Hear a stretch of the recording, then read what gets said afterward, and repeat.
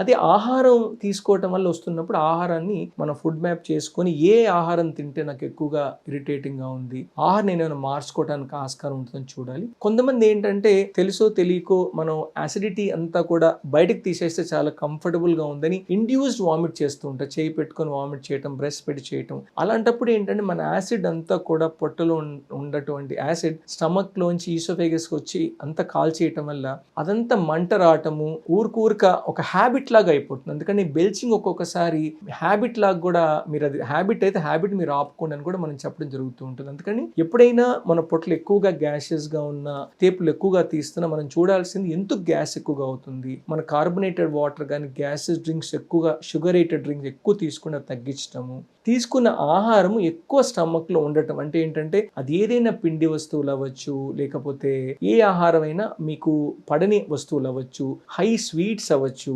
అంటే ఇప్పుడు బయట చేసినటువంటి కొన్ని ఏంటంటే ఆర్టిఫిషియల్ స్వీట్నెస్ యాడ్ చేస్తారు. అలాంటి ఆర్టిఫిషియల్ స్వీట్నెస్ యాడ్ చేసినప్పుడు వచ్చిన బ్లోటింగ్ అవ్వచ్చు. అవన్నీ కూడా ఏంటంటే పొట్ట ఉబ్బరంగా ఏమి మనం తినలేటువంటి డిస్కంఫర్ట్ అనిపిస్తూ ఉంటుంది. అందుకని అలాంటి ఫుడ్ని మనం అవాయిడ్ చేయటము, లేకపోతే అలాంటి తెలియక మనం తీసుకున్నప్పుడు కొంచెం రెస్ట్ ఇవ్వటం కూడా చాలా అవసరం.